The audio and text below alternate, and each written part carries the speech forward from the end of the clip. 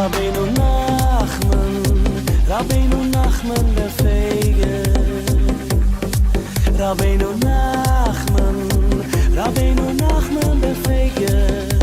Ashreinu, Ashreinu shezochinu. Rabbeinu Nachman, Rabbeinu Nachman befeige.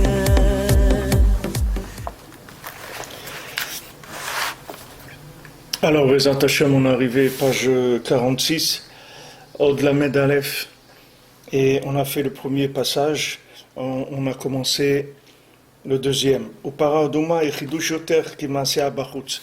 On a dit que la vache rousse, elle avait quelque chose de spécial par rapport à tous les autres corbanotes, c'est que la vache rousse, elle était massée à Bachutz, c'est-à-dire on l'a fait à l'extérieur. C'est un korban qu'on fait à l'extérieur, donc il a quelque chose de plus que les autres. Vehi prinat tshuva.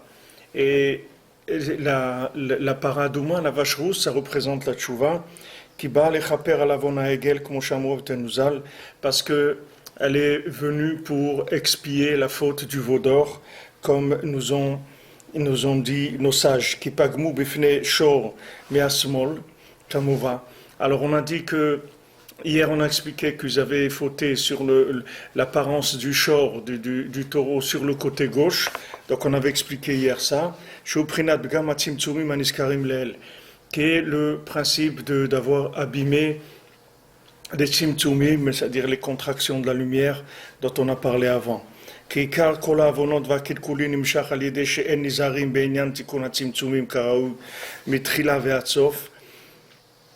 Parce que toutes les fautes qu'on fait, c'est parce qu'on ne fait pas attention au tzimtzumim, c'est-à-dire à contracter la lumière comme il le faut depuis le début jusqu'à la fin.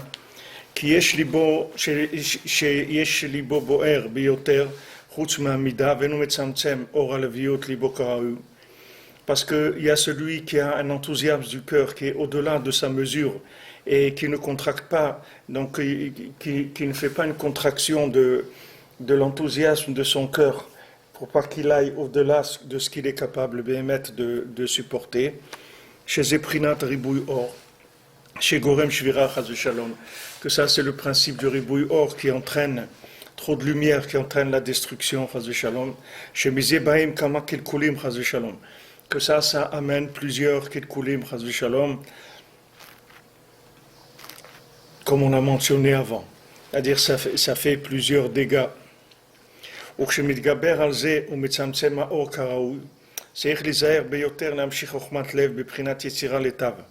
Alors maintenant, quand quelqu'un il arrive déjà à faire ce travail de contraction de la lumière, maintenant il doit faire attention à sa pensée, puisque sa pensée elle va être créatrice, et donc si maintenant il ne fait pas attention à sa pensée, il va repartir dans le principe de la destruction du monde. C'est-à-dire la destruction du monde, elle se fait soit par trop de lumière, soit par les mauvaises pensées.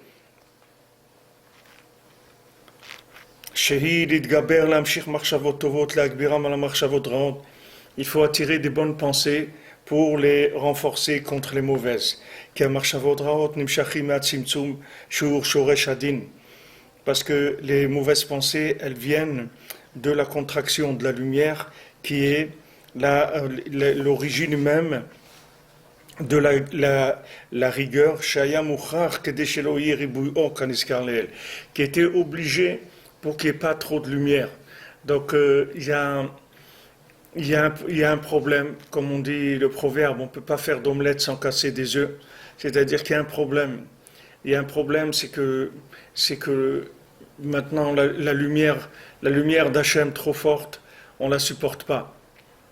Et quand on baisse l'intensité de la lumière, donc on ne voit pas assez Hachem pour pouvoir avoir des bonnes pensées uniquement. Donc on se trouve dans une recherche d'équilibre permanente. On est comme un funambule sur un fil. Et des fois ça penche à droite et des fois ça penche à gauche. C'est-à-dire qu'on est obligé de tenir un équilibre permanent, c'est-à-dire on n'a pas le choix. C'est ça notre façon d'être. Alors, dès que maintenant il y a contraction de la lumière, il y a automatiquement des dynimes qui se réveillent, c'est-à-dire de la rigueur. Parce que la rigueur, elle vient de la starad panim, c'est-à-dire quand maintenant Hachem il est caché, ça entraîne de la rigueur. Pourquoi? Parce que quand on dit que quand il y a de la Avodazara, alors Haron Af Baolam, il y a de la colère. Quand il y a des cultes étrangers, il y a de la colère. Pourquoi il y a des cultes étrangers? Parce que quelqu'un qui ne voit pas, comme je vous ai dit hier, comme on a parlé plusieurs fois, quelqu'un qui ne voit pas de lumière dans sa vie, il va aller vers des ta'avot, c'est normal. Qu'est-ce qu'il va faire? Il va pas se pendre, il ne va pas se jeter par le balcon. Qu'est-ce que vous voulez qu'il fasse? Si quelqu'un ne tire pas de la lumière de la Torah, il ne tire pas de la lumière de la Tfila, il ne tire pas de la lumière d'Eretz Israël, il ne tire pas de la lumière d'être marié, d'avoir des enfants, de vivre, d'être vivant, de manger un peu, tout ça, il n'arrive pas. Alors qu'est-ce qu'il va faire? Il va chercher des bêtises, c'est tout, pour alimenter, pour prendre un peu de vitalité, parce qu'il est Beastarat Panim. Et comme nous, dans nos générations, on est encore plus dans le problème, puisque, comme on a dit, on est des Neshamot qui venons du Chalal HaPanouy, donc on a encore beaucoup plus de difficultés que qui que ce soit à voir de la lumière dans notre vie. La seule lumière qu'on peut avoir, c'est en établissant une connexion avec l'au-delà, et en prenant de la lumière de l'au-delà. Mais dans ce monde-là, on ne va pas trouver de lumière. Et même dans les ta'avot, c'est-à-dire que vous voyez que les générations, comme on avance, les gens, ils ont de moins en moins de satisfaction de la consommation. C'est de plus en plus dur pour eux. La consommation qu'il y avait avant, par exemple, un repas de famille avec un peu de musique, une bouteille de champagne, tout ça, c'était une joie dans une maison. Aujourd'hui, si vous dites ça, ça fait rigoler les gens. Ils n'ont même pas envie. Préparer un repas de famille avec une bouteille de champagne, ça va les faire rigoler, les gens. Les gens, ils ont besoin du trance ou des trucs qui tapent, qui est fort comme ça, qui fait bouger, il faut des choses très très fortes. Il faut des sports extrêmes, il faut des vies extrêmes, il faut tous des extrêmes, sinon les gens, ils n'arrivent pas. Parce qu'on est des âmes qui venons du néant. Et ces âmes qui vont du néant, c'est pas la peine qu'elles essayent, de la lumière, elles ne vont pas en trouver. En tout cas, pas ici, pas dans ce monde-là. Donc avec la Emouna, avec la Tfila, avec le dialogue avec Hachem, on va établir une connexion avec l'au-delà. Et ce sont les messages de l'au-delà qui vont nous alimenter. C'est le fait qu'on est connecté à l'au-delà, c'est la seule chose qui peut nous calmer dans ce monde. Il n'y a rien qui va nous calmer. Même si vous apprenez tout ce qu'il y a à apprendre dans ce monde, vous apprenez toutes les sciences du monde, toute la philosophie, tout ce que vous voulez, apprenez toute la Torah, tout ce que vous voulez, vous resterez toujours dans la frustration totale. Parce que nous, on ne peut pas s'alimenter avec le côté de l'émanation d'Hachem dans la matière. Nous, on est obligés de s'alimenter avec Hachem dans les mondes supérieurs, pas dans l'émanation de la matière. C'est pas quelque chose qui va nous parler, parce que on vient du néant. On a besoin de choses qui sont extrêmement fortes au point de vue de lien. C'est pas une question d'intensité de la lumière, c'est une question de lien, c'est-à-dire de se sentir lié. Vous voyez les gens qui écoutent les shiurim de Rabbeinu, moi je vois les feedbacks, comment ça revient. Souvent les gens me disent, ils disent ça me parle énormément. C'est ça qu'on a besoin. On a besoin que ça nous parle. C'est pas de la lumière qu'on a besoin.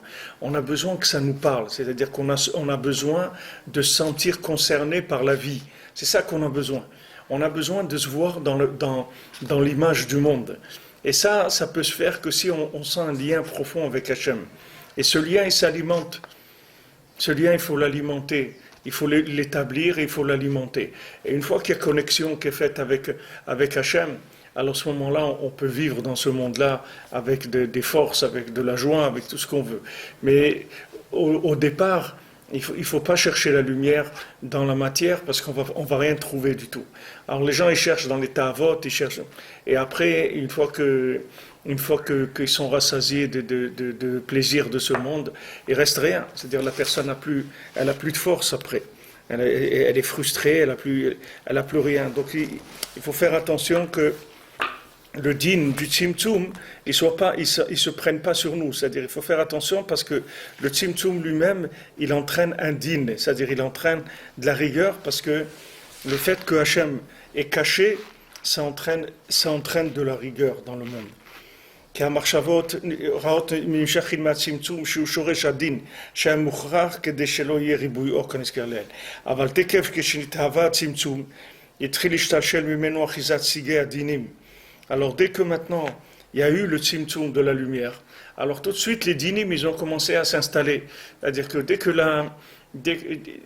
maintenant on a baissé l'intensité de la lumière, alors tout de suite, les accusateurs, ils ont commencé à se mettre en place, puisque maintenant on vivait avec une dose de lumière qui était réduite. Donc l'homme, il a été tenté d'abord de chercher à consommer. C'était normal. Toute la génération du déluge et tout, ils ont cherché à consommer les gens. Ils ont cherché de la consommation, comment ils peuvent consommer, comment ils peuvent s'amuser, comment ils peuvent profiter du monde, etc. Donc tout de suite, ça a réveillé de la rigueur sur le monde. Alors d'un côté, il fallait contracter la lumière, mais contracter la lumière, ça allait avoir des conséquences qui allaient amener dans la rigueur. C'est-à-dire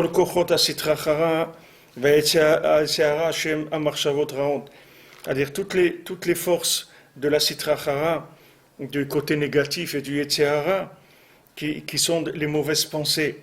C'est-à-dire que toute l'emprise de la mauvaise pensée, elle vient du fait que la lumière, elle est contractée.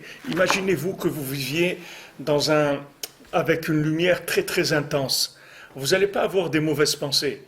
Vous ne pouvez pas avoir des mauvaises pensées parce que la lumière, elle va vous capter complètement votre attention. Donc vous ne pourrez pas avoir des mauvaises pensées. Mais maintenant, on ne peut pas mettre une lumière tellement forte. Parce que si on met une lumière tellement forte, nos récipients ils vont exploser. Et donc, on va se détruire. Alors on est obligé de baisser l'intensité de la lumière.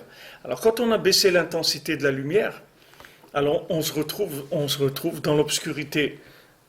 Quand on se trouve dans l'obscurité, qu'est-ce qui va se passer ? On va commencer à avoir à broyer du noir, comme on a dit hier. C'est-à-dire, on va commencer à brasser des pensées qui sont les pensées du monde de l'obscurité. Et à ce moment-là, quand on commence à rentrer dans ces pensées-là, c'est les dinim, c'est-à-dire c'est la rigueur qui vient. Alors d'un côté, on nous baisse l'intensité de lumière pour pas qu'on explose. Et d'un côté, quand on nous a baissé l'intensité de la lumière, alors il y a la rigueur qui se réveille parce qu'on a des mauvaises pensées. Alors on doit jouer avec ces deux choses sans arrêt. C'est-à-dire d'un côté, on doit aller vers une contraction de la lumière et d'un autre côté, on doit développer des bonnes pensées. C'est-à-dire de faire attention d'avoir un développement de bonnes pensées qui est parallèle à la contraction. On peut pas travailler sur un seul, parce qu'un seul, ça ne va pas marcher. Que ce soit la pensée ou que ce soit la contraction de la lumière, ça ne va pas marcher. Il faut absolument les deux. Et ces deux-là, c'est ça, si vous voulez, quand vous allez aller au bout de ça, vous allez trouver la question du néant, c'est-à-dire du Khalal Panouï. Vous allez trouver, est-ce qu'Hachem il est là ou il n'est pas là? C'est-à-dire c'est à ça que vous allez arriver. Si vous poussez ces deux choses-là, c'est un tandem qui permet de passer l'épreuve du néant, c'est-à-dire de vivre dans le néant sans se faire détruire. C'est-à-dire d'un côté, je fais attention, parce que je suis tenté, comme étant dans le néant, je suis tenté d'aller vers beaucoup de lumière. Donc je dois faire attention, je dois contracter la lumière. Mais faire attention, dès que je contracte la lumière, alors je commence à broyer du noir, parce que je vois plus mon Père, je vois plus Hachem, je vois plus la lumière de la vie, des tzadikim, etc. Donc tout de suite, il faut faire une idgabrut des marchavot tovot, c'est-à-dire il faut lancer des campagnes de bonne pensée, c'est-à-dire il faut développer la bonne pensée. Parce que maintenant, il faut être créateur. Déjà maintenant qu'on a fait le vide de la contraction de la lumière, maintenant il faut créer à l'intérieur. Et créer, c'est avec les bonnes pensées qu'il y a dans le cœur. Parce que si on contracte la lumière et qu'on se met à bouder parce qu'on ne voit pas Hachem, et on va avoir des mauvaises pensées, alors on n'a rien fait. Qu'est-ce qu'on a fait? Et c'est la même chose que le ribouille or, c'est le même résultat. Si quelqu'un boit du noir toute la journée parce qu'il est religieux, alors c'est comme s'il était pas religieux, c'est pire même. C'est pire parce qu'il y a des gens ils sont pas religieux, mais ils partent en vacances, ils vont kiffer, ils vont se promener à la montagne, ils rigolent, ils jouent avec leurs enfants, ils jouent au ballon avec leurs enfants, ils vont se baigner avec leurs enfants. Ils ont une joie de vivre, au moins un peu de joie de vivre. Ils mangent un peu des brochettes ou des trucs, n'importe quoi. Voilà, ils ont une joie de vivre.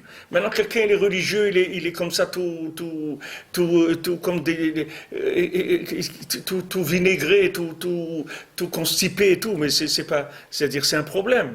C'est un problème, c'est-à-dire il est rentré dans la Torah et il arrive à être pire et moi j'en connais des gens comme ça malheureusement, j'ai beaucoup de gens qui sont des gens extraordinaires, des gens d'un niveau très élevé, mais les pauvres, ils ont fini leur vie dans le vinaigre complètement, parce que ils sont rentrés dans des simtsumim, des symptômes terribles. On leur a dit, voilà, le truc, il faut pas travailler, il faut étudier la Torah toute la journée, et avec ça, tu vas devenir un grand sadique, et tu vas devenir un grand dans la Torah, tu vas devenir un gadol, un godoil, la Torah, tu veux dire vraiment un gadol et tout. Et le bonhomme, il n'est pas devenu un gadol, il est devenu même pas un katan, il est devenu. Le bonhomme, il a passé 45, 50 ans, et il est devenu rien du tout. C'est pas qu'il est devenu rien du tout. Donc maintenant, le bonhomme, il s'est fait arnaquer. Mais il peut pas dire je me suis fait arnaquer. Alors qu'est-ce qu'il fait? Il attend que ça se termine, c'est tout. Il attend que la vie se termine. Il fait semblant de fonctionner. Puis il attend la tombe. Et puis après, on verra bien ce qui va se passer. Mais c'est pas pour ça qu'on nous a donné la Torah. C'est pas pour ça qu'on nous a donné la Torah. Alors soit d'un côté la personne, elle a peur du ribouille or. Alors elle va contracter la lumière, ok, moins de lumière, mais moins de lumière, il ne faut pas que tu t'arrêtes là, parce que si tu baisses l'intensité de la lumière et tu ne développes pas des bonnes pensées à côté, tu vas te trouver dans un problème, tu vas te trouver dans un vrai problème. Donc il faut que tu joues avec les deux en permanence, c'est-à-dire que dès que tu baisses l'intensité de la lumière, il faut que tu augmentes les pensées, les bonnes pensées. C'est-à-dire il faut que tu fasses très attention à la pensée. Il faut jouer avec les deux en permanence. C'est ça qui a écrit que les 7 vaches grasses, elles ont mangé les maigres. Et que les vaches maigres, elles ont mangé les grasses, et que dans le corps des maigres, on ne voyait même pas une trace des vaches grasses. Normalement, une vache de 100 kilos qui mange une vache qui pèse 1 tonne, normalement, ça doit se voir à l'intérieur. Et ça ne se voit pas. Ça ne se voyait pas. C'est-à-dire que ça disparaissait, tout disparaissait. Rabbi Nathan, il dit que le Yetzer Hara, il veut te faire croire que tu n'as jamais rien fait de bien dans ta vie. Tu n'as jamais rien fait, tu es nul, tu n'as rien fait. Il n'y a jamais eu des bons moments, tu n'as rien fait. Il veut t'effacer tout ce qui est zikaron, tout ce qui est mémoire du bien. Alors que la mémoire du bien, c'est la trace de la lumière d'Hachem dans le néant. C'est ça la mémoire du bien. On a besoin de ça. On a besoin de la mémoire du bien. C'est-à-dire de savoir que, au Hachem, on a fait des bonnes choses, malgré tout ce système-là et là où on est, au Hachem, on a fait des bonnes actions, on a de la recherche, on a des moments de joie, etc. Il faut faire attention, c'est-à-dire qu'il faut être sur ses gardes, parce que on va avoir tendance à être tout le temps attiré par la tristesse, par la lourdeur, par la paresse. Il faut faire très attention à ces choses-là. Parce que ces choses-là, c'est des choses qui sont inhérentes au Halalapanouj, qui sont inhérentes au néant. C'est-à-dire, quand la personne elle commence à rentrer dans le néant, elle va, et c'est des choses, ça détruit tout. C'est-à-dire, il n'y a pas la personne, elle ne voit rien du tout. Elle ne voit rien du tout dans sa vie. Qu'est-ce que vous allez lui demander? Alors, il faut faire attention. Il faut faire très attention parce que on a tendance, comme je vous l'ai dit, la plus grande avéra qu'il y a dans nos générations, ce sera comme ça jusqu'à Mashiach, c'est de se décourager. C'est tout ce qui est pensée, tout ce qui est pensée destructrice, tout ce qui est pensée accusatrice, tout ce qui est pensée de morale, toutes ces choses-là, c'est du issour gamour, c'est du poison. du poison gamour. Il ne faut pas toucher ces choses-là du tout, du tout. Tout ce qui est reproche, remontrance, morale, tout ça, il faut l'éliminer de sa vie. Il faut éliminer toutes ces choses-là parce que c'est hyper dangereux pour nous. Parce que nous, déjà, on vit dans l'obscurité totale, on ne voit rien du tout. On est des âmes du néant. Donc il suffit un peu de nous pousser un peu, on tombe, on est fragile. On est fragile, mais d'un autre côté, cette fragilité, elle nous donne une grande force. C'est que comme maintenant, on est dans l'obscurité, donc on va chercher très très loin. C'est-à-dire qu'on va aller chercher la communication avec l'infini. Alors que des gens qui ont toute la Torah, qui étudient la Torah toute la journée et qui connaissent bien la Torah, ils communiqueront jamais avec Hachem. Jamais ils vont parler avec Hachem parce qu'ils ne sentent même pas le besoin. Comme il a dit Rav Nachum Schuster, l'histoire de Rav Nachum Schuster, comment il a rapproché le Rav de Sokolov. Quand il est revenu, il était Rav Nachum Schuster et c'était un cordonnier. Et l'école de cordonnier, elle était à Berdichev. C'est là-bas que les gens, si vous voulez, c'est comme aujourd'hui les universités de Harvard. Alors il y avait l'école de cordonnier en Ukraine, c'était à Berdichev. Donc quand il a été là-bas pour apprendre la cordonnerie à Berdichev, il a rencontré là-bas les Breslev. Il a vu qu'il y avait une choule Breslev. Il y avait Rav Baruch Berdichever, c'était un malach, c'est des gens qui faisaient les tfilotes, ça prenait des heures, c'était des gens de très très grand niveau de dvekut b'Hashem, c'était des gens très très élevés. Alors quand il a été là-bas, Rav Nachum Schuster, c'était un jeune, il avait 16 ans, ou 15 ou 16 ans, il allait pour apprendre un métier. Il s'est attaché aux Breslevers et il allait écouter les cours tous les jours avec eux, prier avec eux, etc. Donc quand il a fini son stage, je ne sais pas, de 6 mois ou un an, il est revenu dans sa ville. Et quand il est revenu dans sa ville, tous les soirs, à minuit, il allait à la synagogue, il s'asseyait et il faisait son tikkun chatzot en pleurant, etc. Alors les gens, ils ont vu faire ça, alors ils ont été voir le Rav.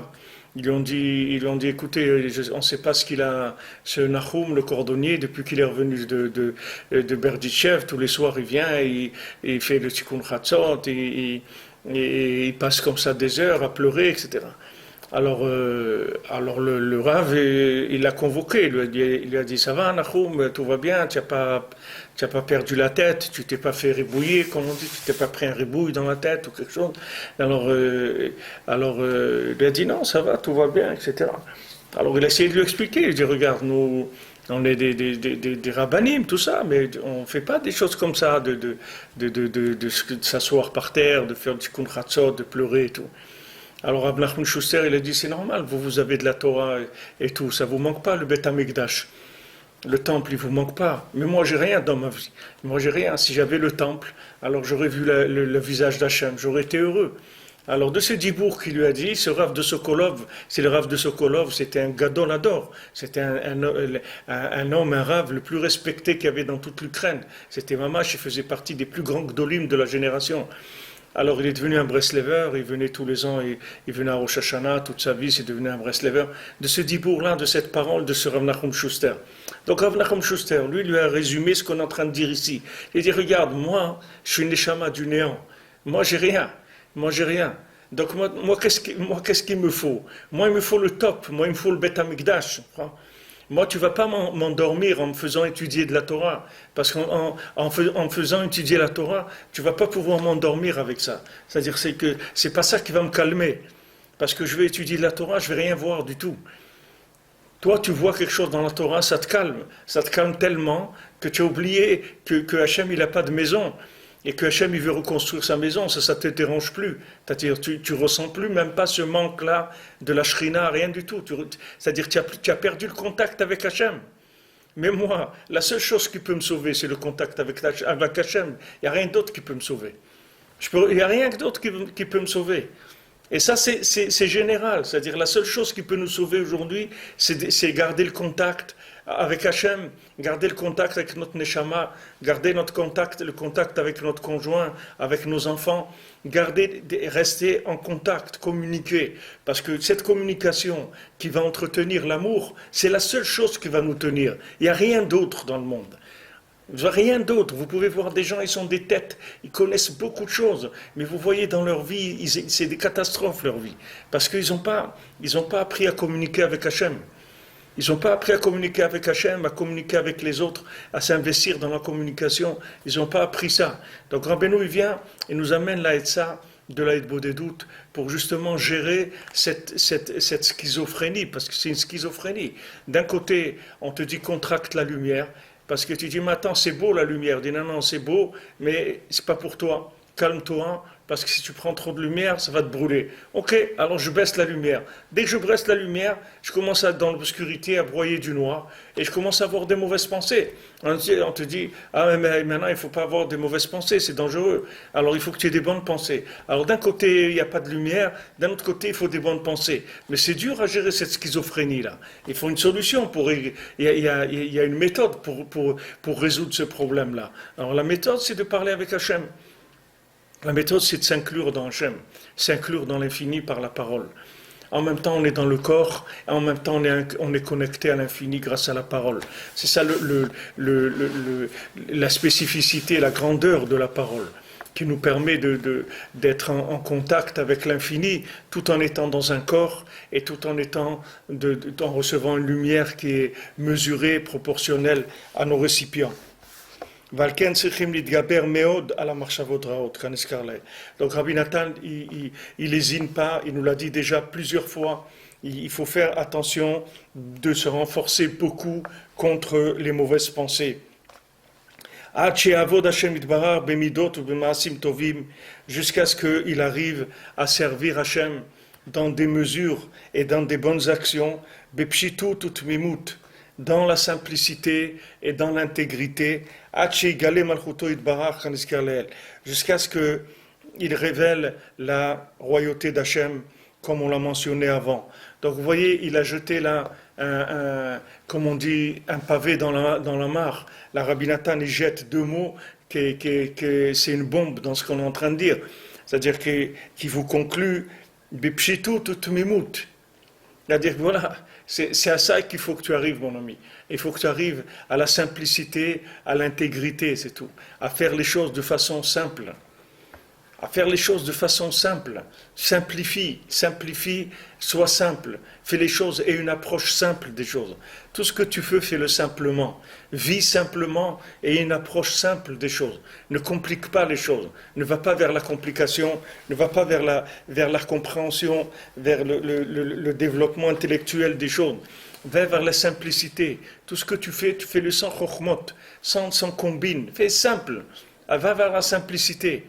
Cette simplicité, c'est la perfection. Quand Rabbi nous dit, j'étais au niveau de compréhension le plus haut qui existe dans le monde, je suis arrivé à la plus grande compréhension, qu'il n'y a aucun tzaddik qui est arrivé à la compréhension à laquelle je suis arrivé.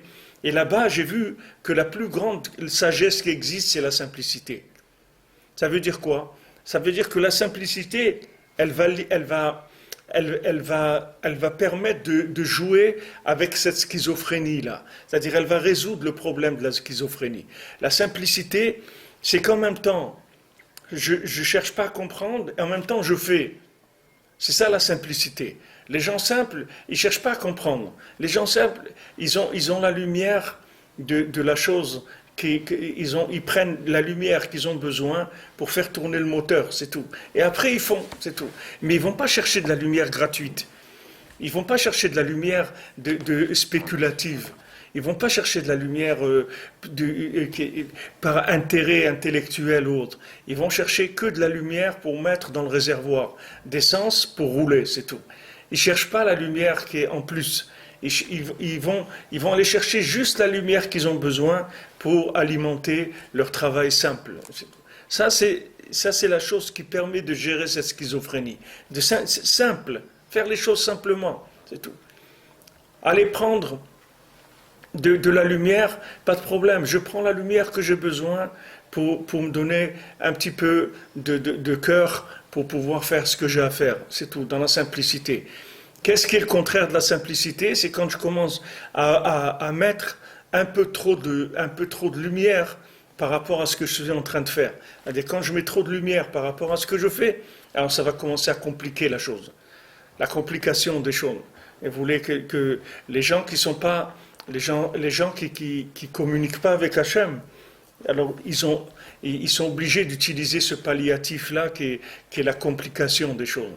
C'est très compliqué. Quand on n'aime pas, alors ça devient très très compliqué. Mais quand on aime, c'est très simple. C'est très simple. Vous voyez, dans un couple, quand un couple il s'aime, tout est simple. Il n'y a pas de problème, il manque rien. Que dans la maison, il y a du pain, il y a des œufs, il y a des tomates, ça suffit, on n'a besoin de rien. Mais quand dans un couple, ils ne s'aiment pas, et tous les jours, ils doivent continuer à vivre ensemble et à entretenir leur voisinage avec cynisme et avec tout ce que ça entraîne. Alors il y a besoin beaucoup de complications. Ça va devenir, les rapports ils vont être très très compliqués. Il va falloir beaucoup de choses pour maintenir le foyer. Il va falloir beaucoup de cadeaux, beaucoup de choses, beaucoup de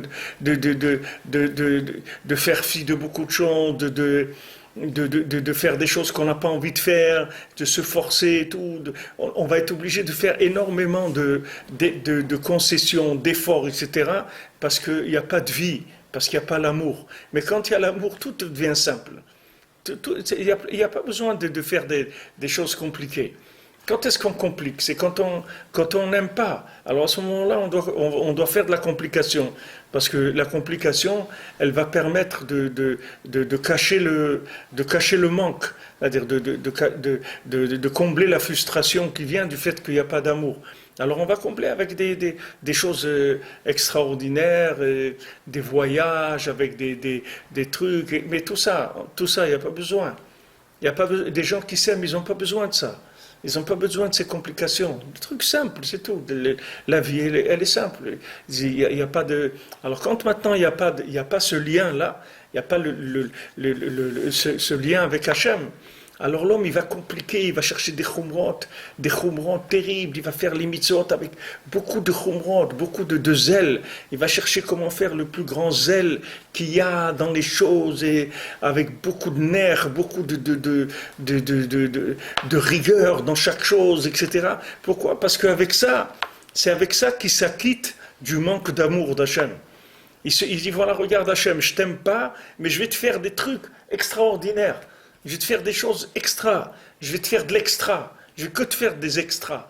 Je vais te faire des heures supplémentaires. Je vais te faire des trucs qui brillent. Je vais te faire des matzot, tu vas voir, extraordinaires. De tout. Je vais te faire des trucs extra. Mais il y a juste un petit problème, c'est que je t'aime pas, c'est tout. Alors Hachem lui dit, regarde, ne me fais pas tout ça. Ne fais pas tout ça, aime-moi, c'est tout. Il dit, mais je t'aime pas, alors viens, on va commencer, tu vas voir, je vais t'apprendre à m'aimer, c'est tout, viens. Commence à me parler. Commence à parler avec moi, tu vas voir que tu vas m'aimer. Allez, viens, on parle. Viens, on s'assoit, on parle. Tu vas voir petit à petit, tu vas m'aimer après. Commence à t'investir là, mais arrête de faire semblant. Arrête de faire du zèle. Arrête de remplacer le produit par l'emballage. Parce que maintenant, ton produit ne vaut rien, tu veux mettre un super emballage. C'est pas honnête. Normalement, le super emballage, il va pour un super produit. Mais toi, maintenant, tu es en train de vouloir vendre un produit qui vaut rien du tout avec un super emballage. C'est pas honnête. Alors, mets-toi à ta place, c'est tout. Mets-toi à ta place. Vas-y, simplifie les choses. Fais des choses simples.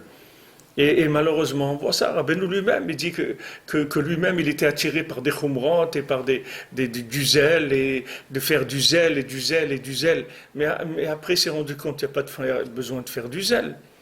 Le zèle, c'est pour c'est pour les gens qui sont étrangers à la chose. Mais les gens qui font partie de la maison, il n'y a pas besoin de zèle. Ils sont inclus, ils sont aimés, ils sont là, il n'y a pas besoin de faire du zèle. On a besoin juste de fonctionner simplement, c'est tout. Parce que toutes les énergies, elles passent. On n'a pas ces problèmes-là. Alors ça c'est ce que Rabbeinu il amène, c'est le principe de la pshitut et de la tmimut. Ce que Rabbi Nathan il amène ici. C'est-à-dire le but, c'est d'arriver à faire les mitzvot de façon simple. De façon simple, d'être quelqu'un de simple, avoir une approche simple des choses. C'est pas de compliqué. Même Breslev, Rav Levi Yitzhak, qui disait déjà à son époque, combien ça fait maintenant, ça va faire 27 ans que Rav Levi Yitzhak il est parti.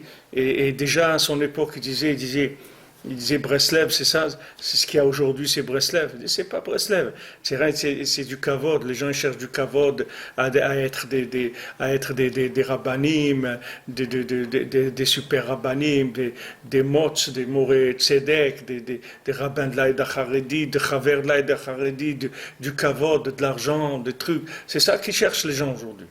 Mais il dit, c'est ça Breslev.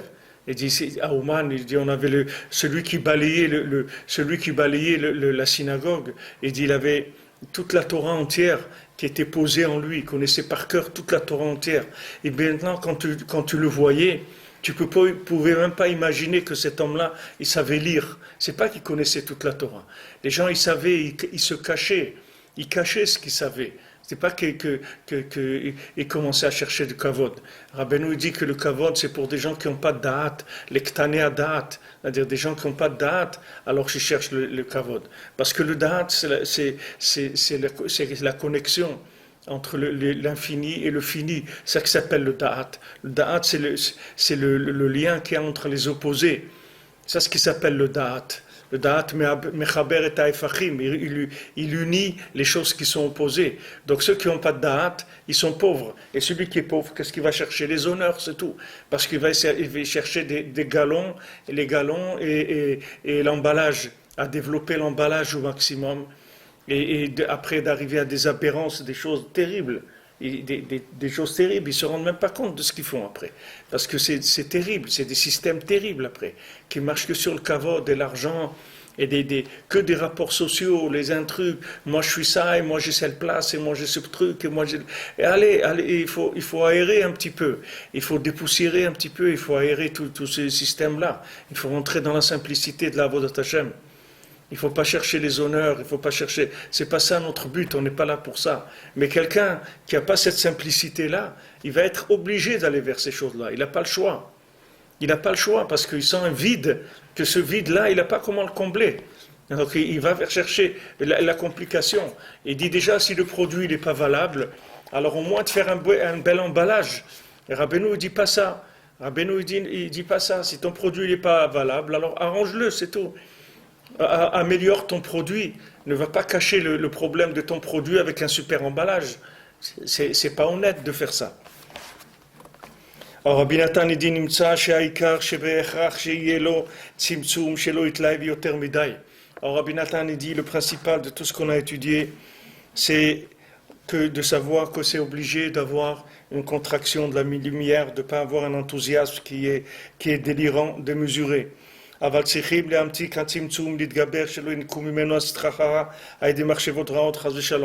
maintenant qu'on a fait le tzimtzum, c'est-à-dire qu'on est rentré dans l'obscurité, il faut faire attention de ne pas donner une yenika, une alimentation à la sitrachara par les mauvaises pensées. Donc, voyez, il répète encore clairement le principe. C'est-à-dire, d'un côté, on doit baisser l'intensité de la lumière. Quand on baisse l'intensité de la lumière, alors l'évidence d'Hachem, elle baisse. Et quand l'évidence d'Hachem, elle baisse, on risque d'avoir des mauvaises pensées.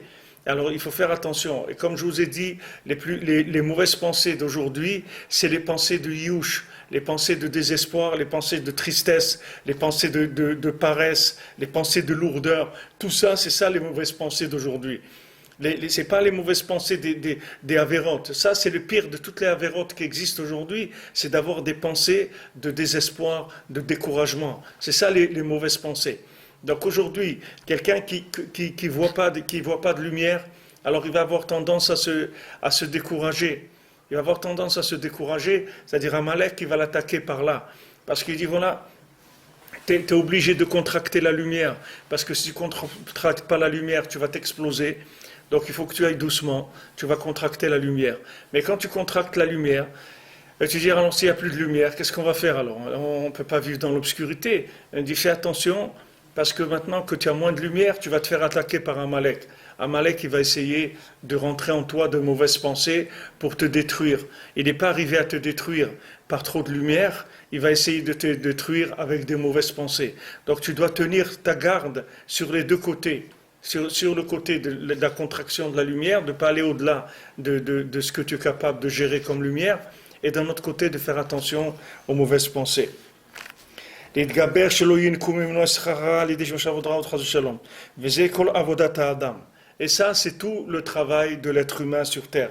ומחמת חטא האדם הראשון ופגם הדורות, נגזר מיתה שבאה מפגם הצמצום. Maintenant, à cause de la faute d'Adam Arishon et les fautes que chaque génération a rajoutées, il y a eu le décret de la mort qui vient du Bgam Atzimtzum. Donc vous voyez qu'il y a un entretien de la mort. Il ne faut pas croire que la mort c'est quelque chose qui est indispensable dans le monde. Si Rav Nachman dit, si quand Rabbeinu il est venu dans le monde, les gens ils auraient reconnu Rabbeinu comme le tzaddik de la génération, les gens ils seraient plus morts. La mort elle aurait disparu du monde. Il faut savoir que la mort c'est pas quelque chose qui est indispensable. S'il y avait une connaissance d'Hachem qui était équilibrée, il n'y aurait pas besoin de mourir. La mort, c'est que rattraper tout le déséquilibre. Vous voyez tous les exemples qu'on donne dans les livres de Moussa sur la mort, on dit quelqu'un, il y a un renard ou un truc, il est rentré par un petit trou dans un endroit où il y avait des fruits et il a mangé beaucoup. Maintenant il veut ressortir par le petit trou, il ne peut pas. Alors qu'est-ce qu'il faut qu'il fasse? Et il faut qu'il attende qu'il maigrisse, qu'il perde tout ce qu'il a mangé en trop. Et après il peut repasser par le trou où il est rentré. Maintenant il donne cet exemple-là par rapport à ce monde. Il dit ce monde-là, il y a un moment où une personne, elle va laisser tout ce qu'elle a pris en trop. Tout ce qu'elle a pris en trop comme argent, tout ce qu'elle a pris en trop comme plaisir, tout ce qu'elle a pris en trop comme découragement, tout ce qu'elle a pris, tout ce qui est trop, il va falloir le laisser à la douane quand il va passer. Et c'est pour ça qu'on doit mourir. Et si on ne prenait pas en trop, on n'aurait pas besoin de mourir. Si on ne prenait pas trop de lumière, on n'aurait pas besoin de mourir. Parce que la mort, elle est faite juste pour nous rééquilibrer, c'est tout. Pour rééquilibrer la donne, c'est tout. Pour que les choses soient équilibrées, qu'on puisse continuer à avancer après. Mais c'est un passage seulement. C'est un passage d'équilibre. C'est comme dans la vie, quand vous arrivez à l'âge de 50 ans, alors vous êtes obligé d'aller voir un diététicien qui va vous apprendre à manger, parce vous avez besoin de manger pas de sucre et pas de gâteau et pas des trucs et tout, parce que vous êtes trop empiffré dans votre vie. Maintenant, il faut commencer à faire du régime, c'est tout. Si vous voulez pas aller dans la tombe avant l'heure, alors il faut faire du régime. Commencer à faire le régime. Mais vous voyez que c'est ça qu'on est en train de vivre aujourd'hui. Les gens ils vivent avec des régimes, des publicités pour les régimes comme ça, et le régime comme ça, et vous perdez 6 kilos par semaine, et l'autre 15 kilos par mois, et l'autre 30 kilos par mois. C'est ça aujourd'hui, parce qu'il y a trop. Les gens ils prennent trop. Dans la lumière, c'est pareil. Toute la lumière qu'on prend trop, on va la déposer après. On va la laisser. On ne va pas l'emmener avec nous. Parce qu'elle ne nous appartient pas. Ce qui nous appartient, c'est la lumière qui est à nous. La lumière qui est à nous, c'est la lumière qu'on a transformée en simplicité dans la Torah, qu'on étudie simplement, on prie simplement, on fait des mitzvot simplement, tout simplifié. On aime HaKadosh Baruch Hu, et ce qu'on fait, c'est pour lui faire plaisir, et c'est tout. C'est ça qu'on cherche dans notre vie. On ne cherche pas autre chose. Alors là, il n'y a pas de problème. Il y aura beaucoup moins de choses à régler. Mais vous voyez, d'après ce qu'il dit Rabbi Nathan, il dit au Bgam Adorot, à cause du Bgam des générations, c'est-à-dire que les générations elles ont continué à faire la même erreur qu'Adam Arishon. C'est pour ça qu'il y a eu le décret de la mort dans le monde, qui vient du Bgam Atzimtzum. Tout le lien de la mort, ça vient du fait qu'il n'y a pas de contraction de la lumière comme il le faut. Shelo yitaken beshlemut atriat hametim. Que maintenant il n'y aura pas de réparation de ça jusqu'à la résurrection des morts. C'est-à-dire qu'il faudra arriver à transformer le corps en spiritualité totale, et c'est que comme ça qu'on pourra arriver. Et que je vous le répète, si le monde il avait accepté Rabbeinu, maintenant nous, Baruch Hashem, on est quelques dizaines de milliers ou centaines de milliers dans le monde, et ça augmente chaque jour, qui aiment Rabbi Nachman et qui écoutent Rabbi Nachman et tout. Mais le problème c'est que nous on est dans un état où c'est pas nous qui allons changer, qui allons changer la face du monde dans son fonctionnement. C'est sûrement pas nous qui allons annuler la mort dans le monde. C'est pas avec ce qu'on est nous qu'on va faire disparaître la mort du monde. Mais il y avait un moment où quand le tzaddik il est arrivé, quand Rabbeinu est arrivé, Si à ce moment-là, tous les tzadikim, il avait accepté, il l'avait reconnu en tant que maître de la génération, alors là, ils auraient pu annuler la mort complètement. Mais aujourd'hui, on se traîne, on essaye de faire ce qu'on peut. C'est pas nous qui allons changer la phase de fonctionnement du monde. C'est pas ça notre travail. Notre travail, c'est d'amener la Géoula. C'est pas de changer le fonctionnement du système comme il a été détruit de génération en génération. On ne va pas ranger le système. Non, on va amener autre chose, c'est tout. On croit dans Rabbi Nachman et on a confiance que c'est lui, le Rav de la génération, qui va amener les outils de Mashiach. Et c'est pour ça que Rabbi Nachman dit chaque parole que je dis, c'est pas que pour maintenant. C'est aussi que quand la personne va se coucher dans sa tombe, et c'est aussi pour la résurrection des morts. Même après la résurrection des morts, les gens ils vont étudier Sipurim Massiot et étudier l'écouter Moharan et ils vont voir comment c'était des choses extraordinaires et que de nos jours, on ne se rend pas compte tellement parce qu'on est dans des corps qui sont très très épais. On n'arrive pas à capter la lumière comme elle pourrait se capter. Mais à Falpiken, ça nous permet, Baruch Hashem, d'avancer et de rester connecté à Hachem. C'est ça le Ikar, c'est de faire Isbodedut tous les jours, de parler avec Hachem, d'aimer Hachem, de garder un lien avec Hachem. Ou Paradouma et Prinat Latikun Leter Mitumat Hamet. Maintenant, vous voyez, la Paradouma, elle va réparer de la Touma du mort, de la Toura de l'impureté de la mort, d'accord? Maintenant, qu'est-ce qu'elle, la Paradouma, qu'est-ce que c'est? C'est une contradiction. C'est-à-dire, elle rend pur celui qui est impur, elle rend impur celui qui est pur. Donc vous voyez que on a la tête dans le Chalal Panouille, là, avec la Paradouma. La vache rousse, on a la tête dans le néant. C'est-à-dire que c'est quoi cette vache rousse-là? Elle rend pur ou elle rend impur? Elle dit ça dépend. Si tu es pur, ça te rend impur. Et si tu es impur, ça te rend pur. Je dis, mais quelle fonction elle a nous on ne connaît pas ça ici. Tu peux pas dire, tu verses un verre d'eau sur quelque chose. Si cette chose elle a besoin d'être mouillée, ça va la mouiller. Et si ça a besoin d'être séché, ça va la sécher. Si tu verses un verre d'eau sur quelque chose, il va se mouiller, c'est tout. Il y a pas ça peut pas sécher l'eau. Mais là, tu me dis quelque chose. Ça sert en même temps à purifier celui qui est impur et en même temps rendre impur celui qui est pur. Donc il y a quelque chose qui ici qui marche pas. C'est-à-dire qu'il y a quelque chose qui est le halal apanou, c'est-à-dire c'est le néant. C'est-à-dire est-ce que c'est positif ou c'est négatif? Est-ce que c'est bien ou c'est pas bien? C'est difficile à savoir. On peut pas. La paradouma, on peut pas. Même Shlomo Amelech, il a dit. J'ai dit, je vais comprendre. J'ai cru que j'étais arrivé à la compréhension. Il a dit, le roi Salomon, je crois que j'étais arrivé à la compréhension, mais j'ai rien compris du tout. Quand je suis arrivé devant la Paradouma, j'ai vu que j'ai rien compris du tout. Donc vous voyez comment Rabbi Nathan, il nous amène vers le secret de la Paradouma par rapport au Halal Panouille et comment il va nous montrer que cette Paradouma elle va résoudre le problème du Halal Panouille. Elle va résoudre ce problème du néant. Parce que c'est l'adoucissement de la rigueur dans sa racine.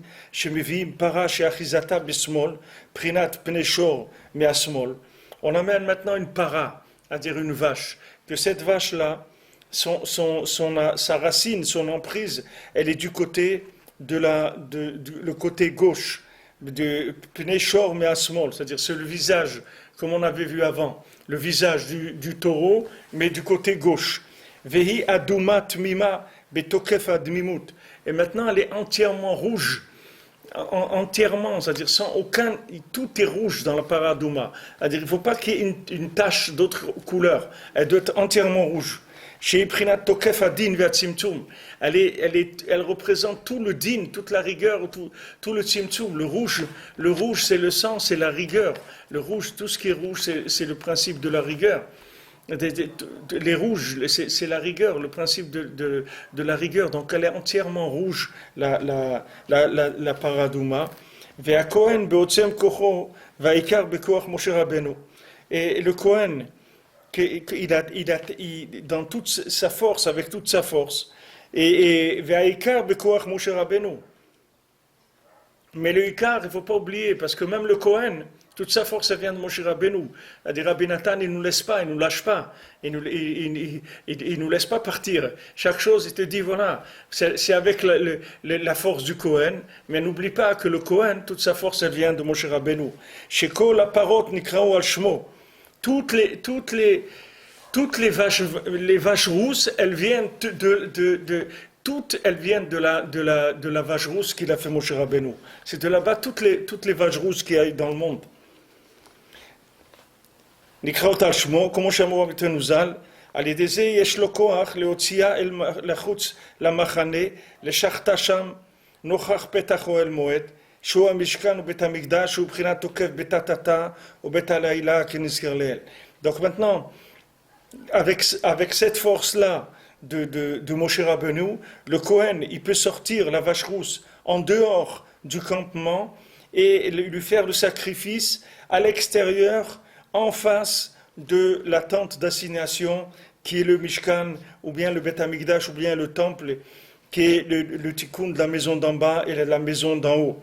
Vous voyez ce qu'on a parlé la dernière fois, le cœur et la source. C'est ça le principe. C'est-à-dire, il y a le cœur et il y a la source. La source, c'est la source de la sagesse, c'est le tzaddik, et le cœur, c'est l'élève qui cherche la sagesse. Maintenant, le cœur et la source se trouvent à des endroits opposés. Ils se trouvent à des endroits opposés l'un de l'autre à cause justement du principe du tzimtzum et des dinim qu'il y a dans le monde. Donc la source, elle se trouve à un bout et le cœur, il se trouve à un autre, il se trouve à l'extérieur. Donc ici, vous avez à l'intérieur, c'est le Bet HaMikdash, et à l'extérieur, vous avez la Paradouma, c'est-à-dire la Paradouma qui est à l'extérieur et qui va purifier tous les gens qui sont impurs. Parce que tous ces gens qui sont impurs, elle va les placer en face de la porte du Bet HaMikdash, et de là, elle va recevoir tous ces gens qui sont à l'extérieur, parce qu'ils sont à l'extérieur. Ils ne peuvent pas faire semblant qu'ils sont à l'intérieur, parce qu'ils sont tamés, ils ne peuvent pas rentrer à l'intérieur. Ces gens-là, c'est des gens qui sont impurs. Donc cette para elle-même, cette vache rousse, on la sort à l'extérieur, on fait le sacrifice à l'extérieur, justement pour pouvoir purifier tous ces gens qui ont en eux l'emprise de la mort, c'est-à-dire qui est la Toumat Met, l'emprise de la mort, c'est-à-dire des gens qui ont été frappés par l'arbre de la connaissance du bien et du mal, c'est-à-dire qui ont fait passer la connaissance avant le vécu, c'est de ça qu'ils sont malades, c'est ça la mort qui est en eux, et donc ça va les purifier. Qu'on va les placer maintenant en face de la porte du Mishkan et du Bet HaMikdash. Et là, ils vont pouvoir voir la lumière qui est à l'intérieur et se languir de cette lumière. Et ce languissement de la lumière, c'est ça qui va les purifier. Comme quand Benoît dit dans Torah Vav, l'amtana, le fait que tu attends, c'est ça qui va te purifier. Comme on l'a dit plusieurs fois, vous avez chaque touma, chaque impureté, elle a un calcul de jours qu'il faut attendre pour pouvoir se purifier. C'est-à-dire que maintenant, il y a des degrés d'impureté qu'il faut attendre un jour et le soir, on est pur. Il y a des degrés d'impureté, il faut attendre une semaine. Il y a des degrés d'impureté, il faut attendre plus. On voit le Kohen Gadol qui vient, il voyait les taches dans la maison, etc. Tout ce qu'on a vu dans le Chumash sur ça, tout ça, c'est pour voir combien il y a une emprise de la mort sur l'individu, c'est-à-dire combien il reste en lui une emprise de la connaissance gratuite. La mort, c'est la connaissance gratuite, c'est-à-dire la connaissance qui ne sert pas à avancer. La connaissance gratuite, c'est-à-dire c'est en plus de ce qui est utilisable, de tout ce qui est en plus. Comme je vous ai dit, que tout ce que l'homme il va laisser quand il va rentrer dans sa tombe, tout ce qu'on doit lui extirper qu'il a pris en plus, c'est ça la mort. C'est ce qui s'appelle la mort. C'est pour ça qu'on doit mourir. On doit mourir pour enlever le surplus de poids matériel, le surplus de poids spirituel. Tout ce qui a été pris en plus, il va falloir le laisser. Et c'est pour ça qu'on est obligé de mourir. Donc la paradouma, elle vient, cette vache rousse, elle vient pour adoucir cette chose-là, pour purifier l'homme qui a cette emprise de la mort sur lui. C'est-à-dire cette emprise de la mort qui va se traduire dans nos générations par le découragement, par le désespoir, par la lourdeur, par la paresse. Tout ça, c'est des choses qui proviennent du fait qu'on nous a rempli la tête beaucoup plus que ce qu'on pouvait supporter. Beaucoup plus. C'est quand vous prenez une voiture normale, vous voulez transporter dedans du carrelage et des trucs, et ça pèse 2 tonnes, 3, vous allez voir que la voiture, elle ne va pas marcher. C'est pas parce qu'elle n'est pas bien, elle est très bien la voiture, mais elle ne peut pas porter plus que 200 kilos, elle n'est pas faite pour porter 2 tonnes. Nous, c'est pareil, on nous a rempli la tête avec des connaissances, et ces connaissances, au lieu de nous donner de la vie, elles nous ont donné de la mort, c'est tout. C'est-à-dire ces connaissances, elles nous ont alourdis. Elles ont fait de nous des gens qui deviennent complètement bloqués, des gens qui tombent dans de la dépression, ils n'arrivent même plus à sortir de leur lit, tellement leur tête, elle tourne sans arrêt. Il y a tellement de connaissances que ça a complètement détruit l'homme. Alors qu'avant, les gens, ils avaient de la tsiniout. Les gens, ils étaient pudiques. Ils ne prenaient comme connaissance que ce qu'ils allaient utiliser, c'est tout. Ils ne prenaient pas de la connaissance gratuite. Mais après, c'est devenu la mode, la connaissance gratuite. Les gens, c'est une mode. Apprends des choses, fais des diplômes. Mais qu'est-ce que je fasse avec ça?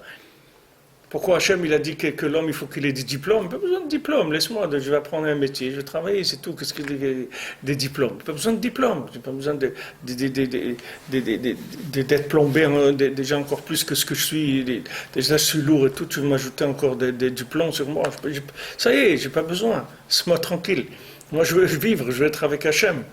Alors tout ça, il faut le sortir, tout ça, il faut le nettoyer. Alors maintenant, le cœur, il se trouve loin de la source. Et il est là, il regarde la source, et il se branche sur la source. Alors comme il dit ici, que maintenant il vient en face de la source, et on vient en face du Beth Amikdash, et il va commencer à aimer. Quand on va lui enlever la Toumat Met, il va commencer à aimer Hachem. Il va commencer à aimer la Torah. Au lieu d'aimer les scorpions et les rats, il va aimer Hachem. Il va aimer Hachem. Mais maintenant, il n'a pas de récipient, donc il ne va pas pouvoir aller vers Hachem. Il ne va pas pouvoir rentrer. Il a besoin d'attendre. Mais il est déjà purifié, c'est-à-dire de cette Toumat Met. On lui a enlevé cette Touma de mort. Et maintenant, il va pouvoir commencer à aimer la Torah, à aimer Hachem. Ce qu'il dit ici, regardez les mots, comment il dit.